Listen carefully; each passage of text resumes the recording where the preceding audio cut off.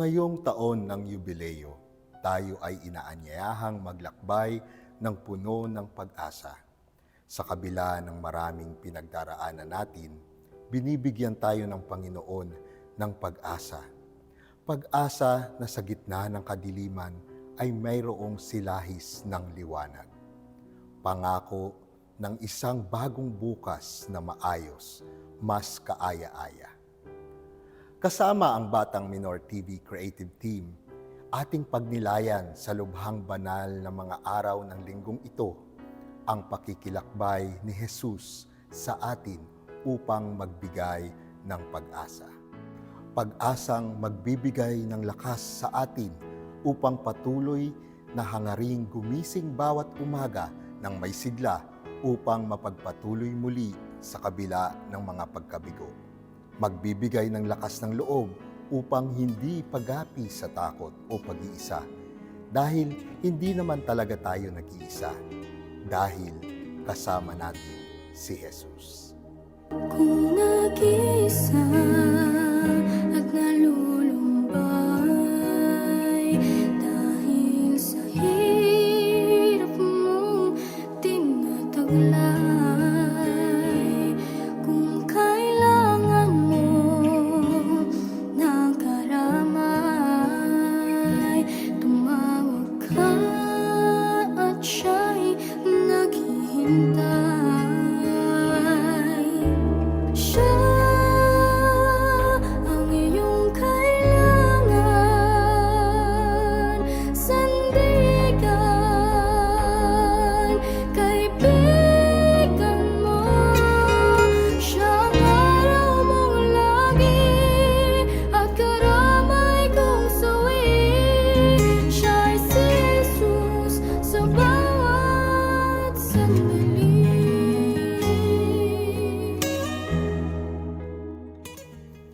Ngayong Miyerkules Santo, sama-sama nating pakinggan at pagnilayan ang pagbabahagi ng ating kapatid sa pananampalataya na si Sister Vicky Rojas, isang katekista mula sa Diocese ng Malolos.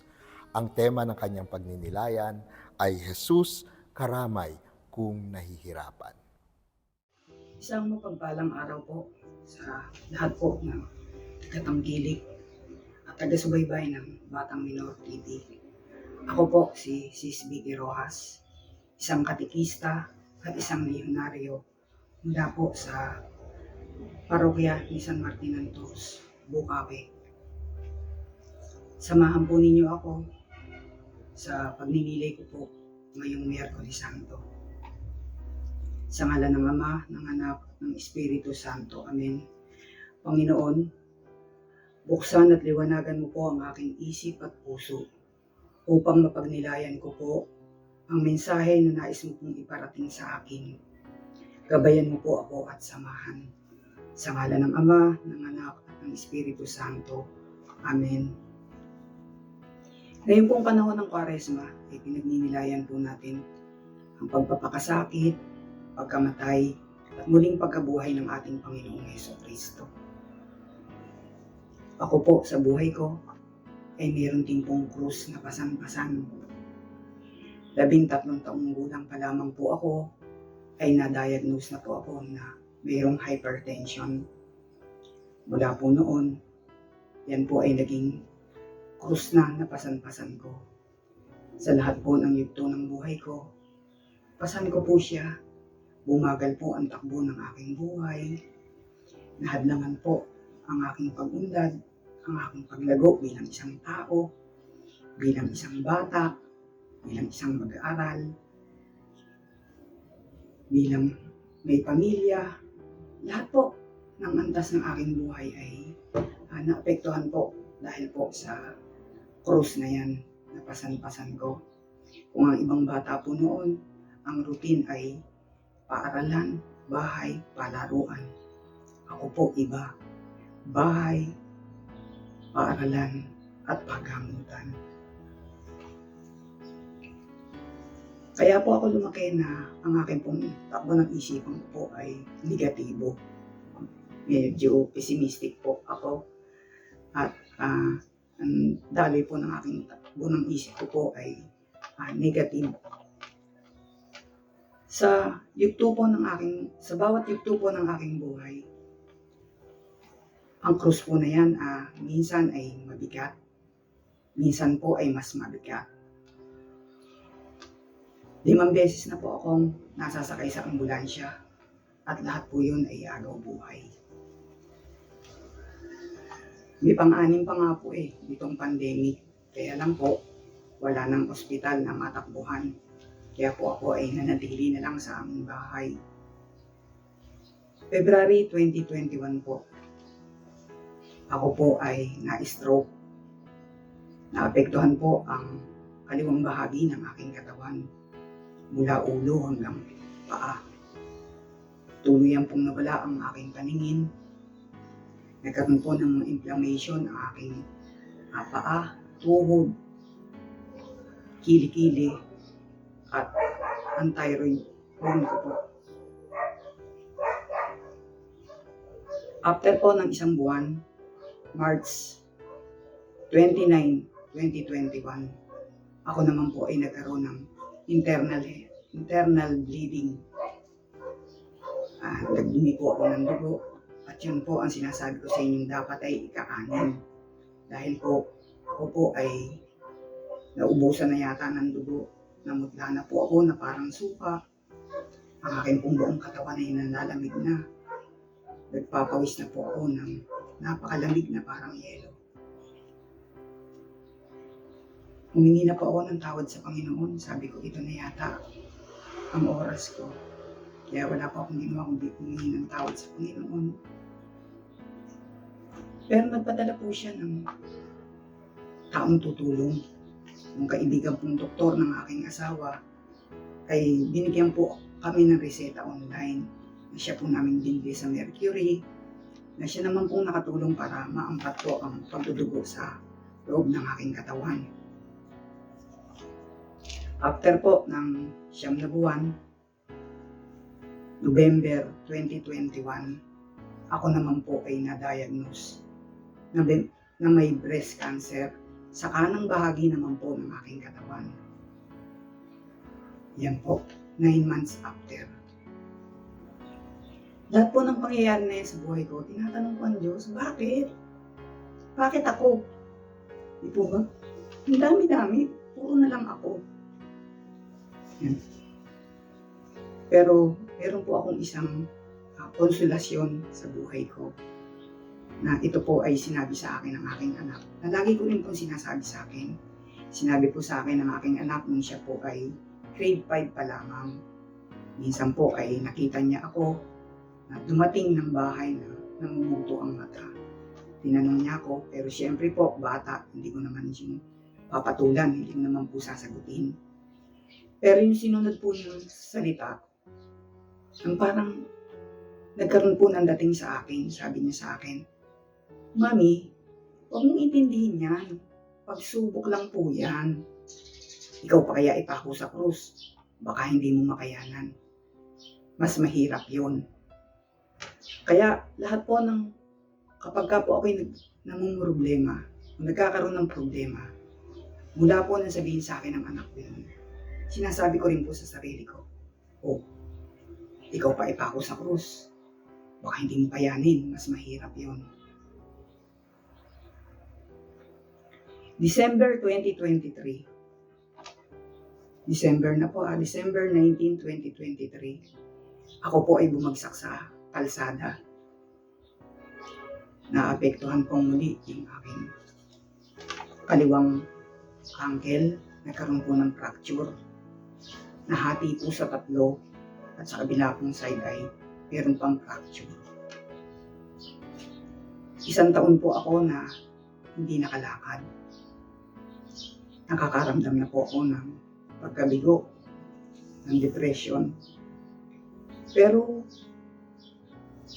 itinataboy ko po ang anumang negatibong damdamin at kaisipan.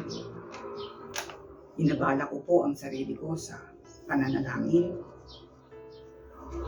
Dasal lang po ako ng dasal. Ang liit-liit po ng mundo ko. Sa isang sopa na lang po ako nakalagay. Wala po akong kayang gawin kundi umupo, tumayo, umupo, tumayo. Naging alagain po ako. Lahat po ng gagawin ko ay kailangan may alalay. Kailangan lahat iaabot sa akin. Ganun po ang naging sitwasyon ko. At ang mabuting balita rin po, at ang salita rin po ng Diyos, ang siyang naging tanggulan ko at muog. Yun po yung naging takbuhan ko rin. Lagi po akong nakikinig ng mga salita ng Diyos, mga misa, nagdadasal. Binabad ko po ang sarili ko sa mga ganon. Lumilipas po ang araw ko na ako'y nananalangin, nakikipag-usap sa Diyos. Lahat po ng nasa isip ko, nasa kalooban ko, sa Kanya ko po sinasabi. At hanggang tinuturo pa rin po naman niya sa akin kung ano po yung dapat kong gawin. Siguro po, dahil sa bunga na rin po ng pananalangin ko po iyon. At alam ko po sa lahat po ng pinagdaanan ko, kasama ko ang Diyos. Kasama ko si Kristo. Mula nung ako'y 13 taong gulang, hindi ko man po nauunawaan noon. Hindi ko man po nakikita. Pero kung babalikan ko po, alam ko po na kasama ko si Kristo sa aking mga pagturusa. Kasi po ay lagi siyang nagpapadala ng mga tao na magiging simon sirene ng buhay ko. Sa kanila po ay nadadama ko ang pag-ibig ng Diyos. Sa kanila po ay nakikita ko ang presensya ng ating Panginoon. At sa tuwing darating po ang problema, mayroon po siyang ipadadala na tutulong sa akin. Kaya sabi ko, sobra akong mahal ni Lord. Bagamat ako po ay natatalo ng aking kahinaan.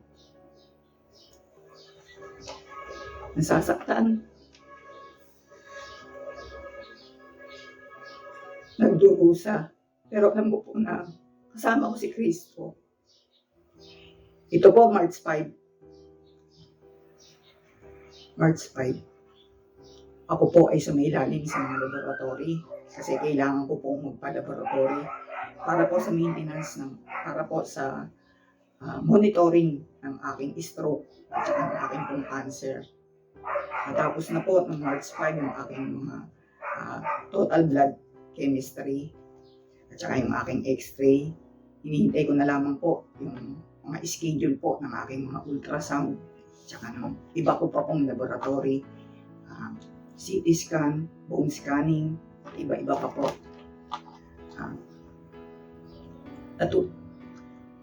Lahat po ng result ng aking laboratory ay pinapakita ko po sa aking kaibigang doktor, ang aking pong lifestyle medicine doktor. Siya po yung nagko-quote sa akin kung paano po ang gagawin, kung paano po magiging positibo ang pananaw sa buhay. Nung ipinakita ko po ito kay Doc Joy, sabi po niya sa akin, "Sis, okay naman yung result ng mga laboratory mo. Okay lahat," sabi niya ganun. So, natutuwa na po ako. Panay pasalamat ko na po kay Lord. Lord, salamat po, gagaling na ako. Kasi okay na yung mga laboratory ko. Hindi ko na lang alam po yung mga ultrasound at saka iba pang mga test. Pero ang kagalakan po na pumupuno sa puso ko, 7 araw lang. 7 araw lang po na nagtagal. Kasi po, March 13 po, ngayon din pong taon na to, 2025, habang ako po ay matutulog. Muli po ay ninakapa po akong bukol sa kaliwang breast ko po. Nawin lang ako. Galit na naman ako kay Lord. Lord, bakit? Unang pa ba ang pagdurusa ko? Akala ko gagaling na ako eh. Tapos ito na naman. 3 araw ko pong ininda. 3 araw ko pong ininda. Mula nang matukdasan ko yun. Lumuluha po ako kahit ayoko. Kusa po akong umiiyak kahit ayoko. Nung 3 araw na po, sabi ko sa sarili ko, Bakit ka lumuluha? Wala ka bang tiwala sa Kanya? Ano ba ang gusto mong hantungan ng buhay mo? Napatigil po ako. Kinapa ko po sa kalooban ko. Ano nga ba ang gusto ko? Pero sa totoo po, wala nang masagot ang sarili ko. Ang nararamdaman ko po ay, yung tipo po bang, kung ako ay mabubuhay pa, salamat. At kung ako po ay mamamatay, salamat na rin. Kaya sabi ko po sa sarili ko, nandun na pala sa puntong yun ng aking pananampalataya, nang lahat po ay sinusuko ko na sa Diyos. Ipinauubaya ko na sa Kanya. Bagamat po, masakit, mabigat ang krus na pasampasan, nanatili po sa akin ang kaisipan na siya po ay, ang ating Panginoong Yesus ay kasama ko sa aking paglalakbay. Nataon pa po na Kwaresma, nasadya pong nagninilay sa pagpapakasakit at pagkamatay ng ating Panginoong Hesus Kristo. Sabi ko, ito na naman Lord, bumibigat na naman ang krus ko.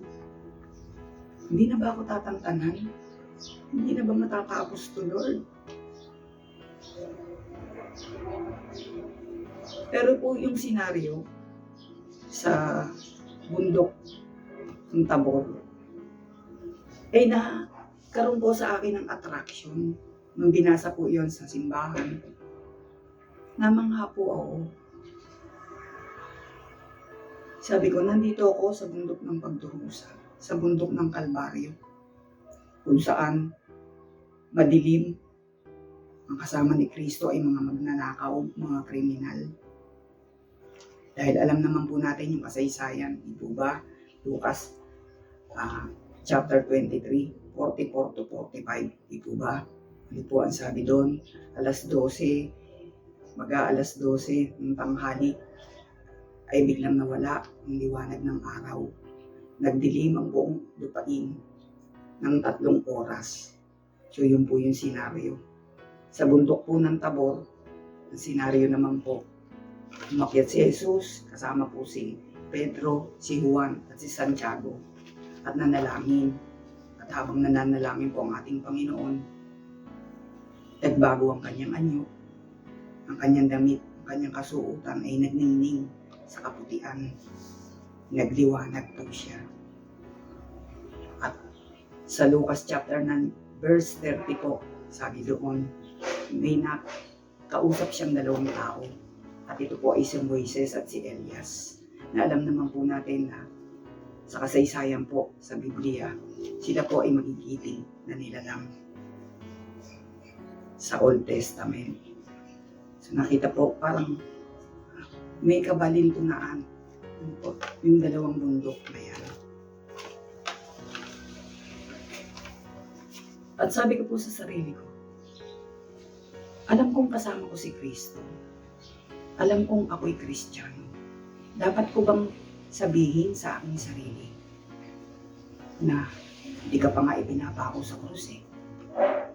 Pag ikaw ipinako sa krus, makakayanan mo ba? Hindi ko na po yung sinabi dito sa huling pangyayari sa buhay ko. Dahil may ibang pag-asa na po akong tinatanaw. Lumawak na po ang aking pangunawa. Na kung ako'y talagang naniniwala na si Kristo ay kasama ko sa aking mga pagdurusa, ang pagdurusa ko pong ito ay dapat humantong doon sa pagkapako at pagkamatay sa krus. Wala akong dapat iwasan sa lahat ng pangyayari ng ating Panginoon. Wala po akong dapat iwasan. Lahat po ay dapat ko ring pagdaanan. Kaya po yung tanong ko, bakit Lord? Kulang pa ba ang pagdurusa ko? Ako na po ang sasagot sa sarili ko. Opo, kulang pa ang aking pagdurusa. Dahil ang pakikiisa ko po kay Kristo, ang pagsama ko po kay Kristo, ay kailangan dumaan din sa krus hanggang kamatayan. Dahil kung ang hinahangad ko po sa buhay ko ay makapiling si Kristo doon sa bundok ng Tabor, kung saan nagliliwanag siya sa kanyang kaluwalhatian. Dapat ko rin pong pagdaanan ang pagkapako at pagkamatay sa krus ng ating Panginoong Hesukristo. At lubos ko pong naunawaan sa senaryo na yon na ang kaganapan po ng aking pag-iral ay hindi matatapos sa pagkamatay ko lang sa krus, kundi dapat rin akong makiisa sa ating Panginoon, sa kanyang nagliliwanag na kaluwalhatian. Kaya po sa aking paglalakbay sa bundok ng Kalbaryo, sa aking sariling Kalbaryo, alam ko kung kasama ko si Kristo at lahat po ng pinagdaan niya ay dapat ko rin pong pagdaanan. Wala po akong dapat iwasan, wala po akong dapat piliin, wala po akong dapat na ayawan. Hindi ko po pwedeng sabihin sa sarili ko, kung ikaw pa kaya ang ipako sa krus, makakayanan mo ba? Mas masakit yun. Even though yung pong mga salita na yun, ay 13 taon din po na naging lakas ko po. Nating sasabihin ko po yun kapag may problema po ako at sinabi ko po yun, lumalakas po yung aking loob. Parang pinipilit ko po na maging okay ako. Kasi ayaw ko nga pong mapako sa krus eh. Ayaw ko pong humantong ako doon sa pagkapako sa krus at sa kamatayan. Pero ngayon pong parasing ito, yun po ang naging aking reflection ko po. Yun po yung naging pagninilay ko ng aking pagdurusa. Mula nung 13 taong gulang ako hanggang ngayon ay hindi pa sapat. Dahil ang hahantungan ng lahat ng aking pagdurusa ay sa pagkapako at pagkamatay sa krus para ako po ay isama rin at makarating din po sa kaluwalhatian ng ating Panginoon. Noon po kasi, kaya siguro ganun na hindi pa rin natatapos yung mga pagdurusa ko. Kasi hindi po malinaw sa akin eh. Hindi po konkreto kung saan ako dadalhin ng Panginoon. Oo, sinasabi ko, dadalhin ako ng Diyos sa paraiso. Pero nasa ng paraiso? Ano yung paraiso? Wala pong konkreto. Siyempre po, tao lang. Hindi po ganong naunawaan. Salamat po sa Panginoon dahil binigyan niya po ako ng wisdom pang maunawaan po iyon, yung mga pangyayari pong iyon. At ibinigay po niya sa akin ang tunay na direksyon po ng aking buhay. Ngayon po ay hindi ko na iniiwasan at hindi na rin po ako nagdadalamhati o nandulupaypay sa anumang pong pagdaanan ko. Dahil lahat po ng pinagdaanan ko, pinagdadaanan at pagdadaanan pa, alam ko po na kasama ko si Kristo. Joshua chapter 1 verse 9.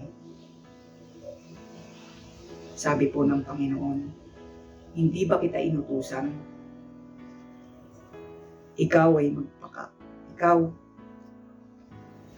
ay magpalakas at magpakatapang na mabuti.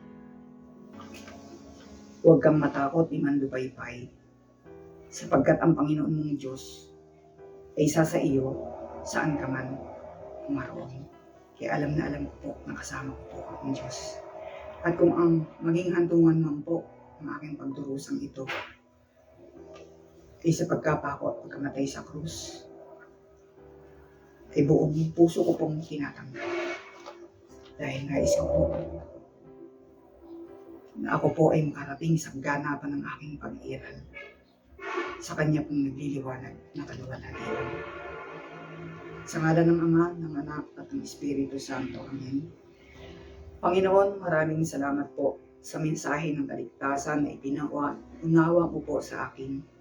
Salamat po sa katanungan na nagmulat sa aking isipan upang makita ang hantungan ng aking pagdiral. Salamat po sa nagliliwanag na pag-asa ng iyong kaluwalhatian. Samot dalangin ko lamang po na habang ako ay naglalakbay pa sa bundok ng aking pagdurusa, ay mapasan ko ang aking krus ng may kagalakan. Patuloy mo pong ipakita sa akin ang daan at pamaraan kung paano ko po magpagtatagumpayan ang labang ito sa aking buhay. Sa iyo po ako lubos na umaasa at nagtitiwala. Kaya sa iyo po ay ipinauubaya ko na ang lahat. Ikaw na po ang bahala. Thy will be done, Lord. Sa ngalan ng Ama, ng Anak, ng Espiritu Santo. Amen.